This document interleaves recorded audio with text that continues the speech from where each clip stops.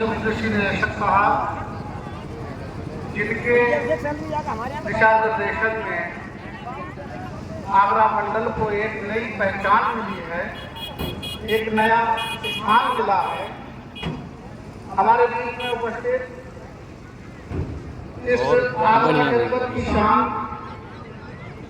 उप कृषि निदेशक सहायक निदेशक गुरुदा स्वास्थ्य साहब, ADSP साहब, हमारे बीच में उपस्थित उप कृषि निदेशक भूमि संरक्षण, आज के हमारे बीच में उपस्थित विषय वस्तु विशेषज्ञ मेहरबान सिंह यादव जी, सैयद फैजल जी,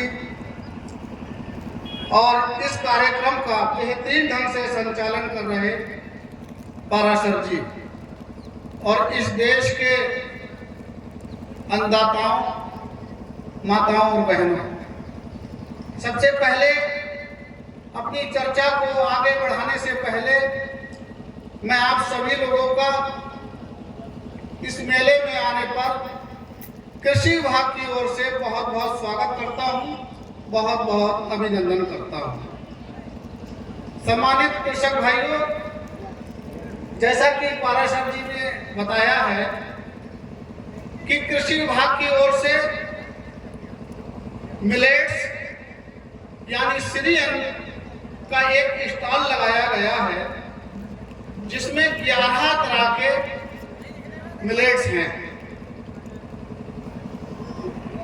किसान भाइयों को उन मिलेट्स का क्या महत्व है, क्या उपयोगिता है, हमारे सहयोगी साथी सच्चानंद दुबे जी, तकनीकी सहायक, और सर्वेश कुमार जी समझा रहे हैं। सम्मानित कृषक भाइयों, सबसे पहले चर्चा करने से पहले हमें यह जानना होगा कि आखिर मिलेट्स क्या है। सीधी सीधी भाषा में हम कह सकते हैं कि आज से 60-70 साल पहले हमारे पूर्वज जिस अनाजों को उगाते थे उसे हम मिलेट्स कहते हैं, यानी सीरियल कहते हैं। और इस अनाज को उगाकर हमारे पूर्वज निरोगित रहते थे, स्वस्थ रहते थे और 100 साल तक का जीवन पूरा करते थे।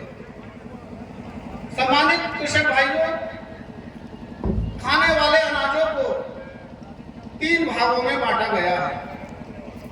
Number 1 positive grains, number 2 neutral grains और नंबर 3 नेगेटिव ग्रेन्स।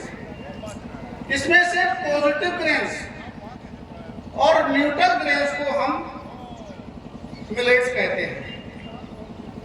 दानों के आकार के आधार पर भी मिलेट्स को 2 भागों में बांटा गया है।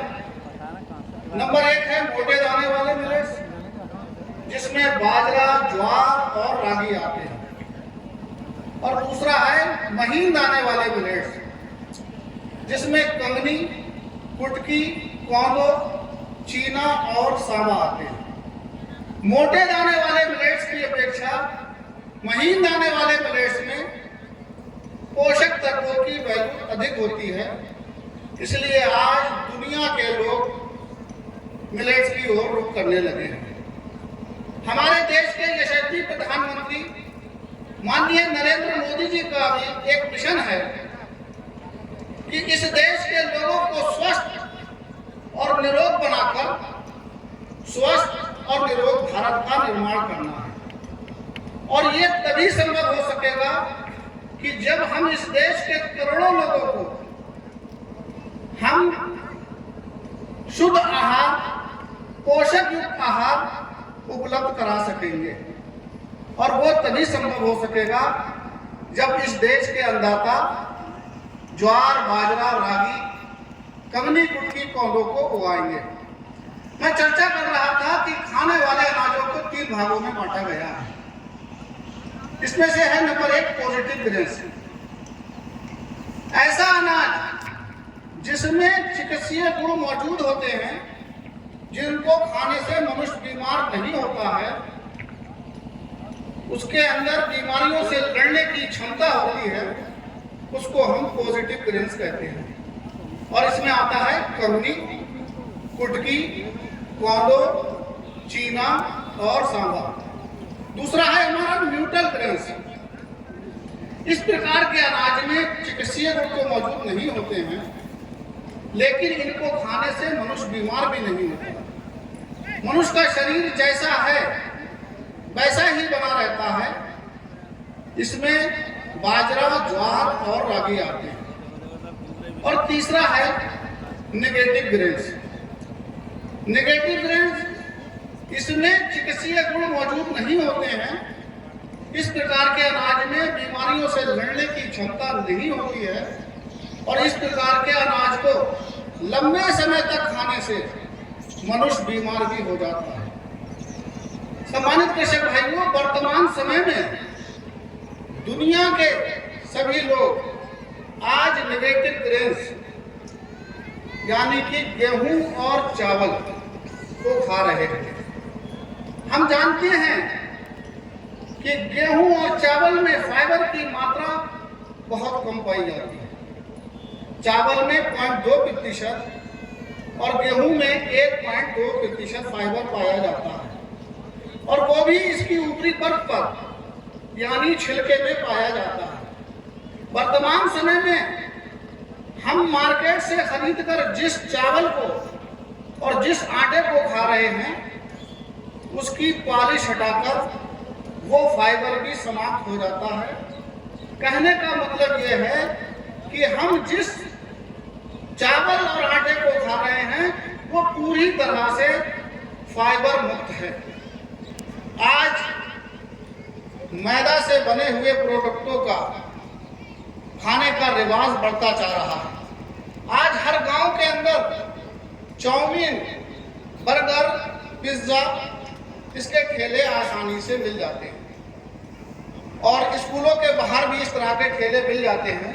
हमारी वर्तमान पीढ़ी इस तरह के फास्ट फूड को बहुत पसंद करने लगी है।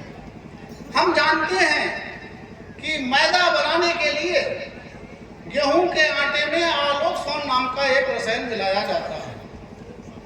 जब हम मैदा से बने हुए प्रोडक्टों का जब हम नियमित रूप से प्रयोग करते हैं, अधिक खाते हैं, तो ये आलोक्सोन रसायन हमारे शरीर की पैनक्रियाटिक ग्रंथि में बीटा कणों के बनने की शक्ति को समाप्त कर देता है और हम डायबिटीज के शिकार हो जाते हैं। वर्तमान समय में diabetes, blood pressure, heart attack और यानी कि कैंसर जैसी घातक बीमारियां वर्तमान इस नेगेटिव ग्रेन्स की है। आज आवश्यकता है इस बात की कि हम अपने खान पान को बदलें और अपने खान पान में ज्वार, बाजरा, रागी यानी सिरियन को अपनाकर हम डायबिटीज को कंट्रोल करें, हार्ट अटैक को कंट्रोल करें और कैंसर तक को हम रोक सकते हैं। पोषक तत्व विशेषज्ञों के अनुसार हमारे शरीर को विकास के लिए 20 प्रकार के एमिनो एसिड की आवश्यकता पड़ती है और ये 20 प्रकार के एमिनो एसिड हमारे शरीर में नहीं पाए जाते हैं। इनको बाहर से भोजन के रूप में देना पड़ता है और इन 20 एमिनो एसिड में से एक लाइसिन नाम का एमिनो एसिड है जो मिलेट्स में सबसे अधिक पाया जाता है, यानी ज्वार, बाजरा, रागी में सबसे अधिक पाया जाता है। अगर आज हम पोषण की बात करें, न्यूट्रिशन वैल्यू की बात करें, तो गेहूं और चावल से मिलेट्स में पोषक तत्वों की मात्रा अधिक पाई जाती है। अगर आज हम बाजरे की बात करते हैं तो बाजरे में फाइबर की मात्रा अधिक पाई जाती है, इसमें प्रोटीन अधिक पाया जाता है जो हमारे शरीर की हड्डियों को मजबूती प्रदान करता है और इसमें कैरोटीन प्रोटीन बहुत अधिक पाई जाती है। इसमें 132 मिलीग्राम कैरोटीन पाई जाती है जो हमारी आंखों की रोशनी को बढ़ाता है। बाजरे की सबसे बड़ी खास बात यह है कि बाजरा का नियमित रूप से प्रयोग करने से कैंसर बनने वाले शरीर में टॉक्सिन नहीं बनते हैं। जाड़ों में देखा गया है कि हमारा रक्त जमने लगता है और हार्ट अटैक का संभावना अधिक होती है। तो जो किसान भाई बाजरे का जाड़ों में नियमित रूप से प्रयोग करते हैं, उनका ब्लड सर्कुलेशन सही बना रहता है। हमारा दूसरा अनाज है, दूसरा मिलेट्स है ज्वार। ज्वार दुनिया में उगाया जाने वाला 5वां महत्वपूर्ण अनाज है। ये नाइजीरिया का प्रमुख भोजन है। इसमें कैल्शियम की मात्रा अधिक पाई जाती है, जो हमारे शरीर की हड्डियों को कमजोर नहीं होने देती है। और इसमें फाइबर की भी मात्रा अधिक पाई जाती है।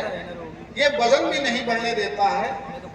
ज्वार की विशेषता यह है कि अगर किसी को खांसी आती हो तो ज्वार के दानों को भूनकर अगर गुड़ के साथ मिलाकर खा ले तो उसकी खांसी खत्म हो जाएगी।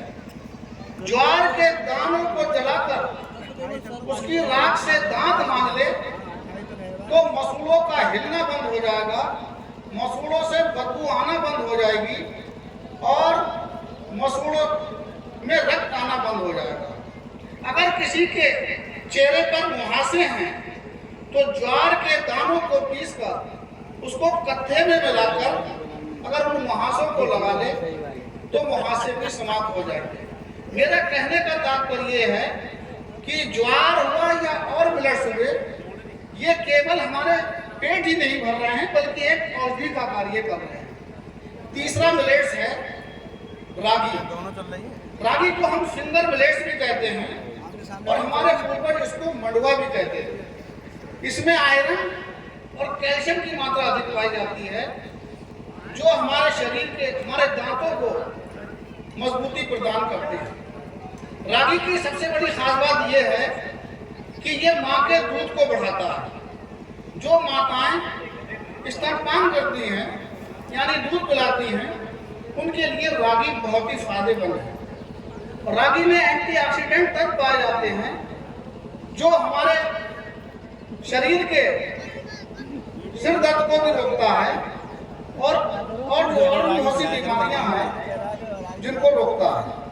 और आजकल रागी से ये लगे हुए हैं, इसमें लिखा है सब कि रागी का हलवा, रागी की आइसक्रीम, रागी के बिस्कुट सब मार्केट में आने लगे हैं। तीसरा हमारा मिलेट्स है कोदो। कोदो के बारे में कहा जाता है कि अगर किसी धरती पर अगर कोई अनाज पैदा नहीं हो रहा है और अगर सूखा है, वहां पर आप अगर कोदो के बीजों को बखेर दें तो वहां पर आप कोदो की खेती सफलतापूर्वक कर सकते हैं। ये मूत्राशय और किडनी की बीमारियों में बहुत ही लाभदायक है। इसमें चावल की अपेक्षा कैल्शियम 12% अधिक पाया जाता है। चावल में 7.05% कैल्शियम पाया जाता है, जबकि कोदो में 31 मिलीग्राम कैल्शियम पाया जाता है। हमारा अगला है कंगनी। आप लोग देखना जाकर इसके दानों का आकार बहुत महीन होता है, गोलाकार होता है और इसको फॉक्सटेल मिलेट भी कहते हैं। इसकी खास बात यह है कि ये आसानी से पच जाता है, इसलिए ये बच्चों और गर्भवती स्त्रियों के लिए बहुत ही लाभदायक है। कंगनी से अगर किसी को मिर्गी के दौरे पड़ते हैं तो अगर उसको कंगनी नियमित रूप से खिलाई जाए तो उसे मिर्गी के दौरे नहीं पड़ेंगे। इसी तरह से एक मिलेट्स और है कुटकी। कुटकी खाने में मीठा होता है। ये पुरुषों और महिलाओं में प्रजनन संबंधी रोगों को रोकता है। पुरुषों में ये शुक्राणुओं की संख्या बढ़ाता है, महिलाओं में पीरियड संबंधी समस्याओं को दूर करता है। अगर किसी भाई को खाना खाने के बाद खट्टी डकारें आती हैं या पेट में ऐंठन होती है या पेट में दर्द होता है, अगर वो कुटकी खा ले तो सारी समस्याओं का समाधान हो जाता है। कहते हैं कि अगर रोज खाए जो कुटकी और खट्टी डकारों से हो जाए उसकी छुट्टी। इसी तरह से एक मिलेट्स है बहुत ही इंपॉर्टेंट, ब्राउन टॉप मिलेट्स, जिसको हिंदी में छोटी कंगनी कहते हैं। ये इतना महत्वपूर्ण अनाज है, मिलेट्स है, कि आंत संबंधी सारी बीमारियों को रोकता है। और सबसे बड़ी बात, विशेष बात यह है कि ये कैंसर तक को रोकता है। हमारी माताओं बहनों में बहुत से स्तन कैंसर हो जाते हैं, तो स्तन कैंसर को रोकने का सबसे अच्छा तरीका है फाइबर, और फाइबर सबसे अधिक मिलेट्स में पाया जाता है।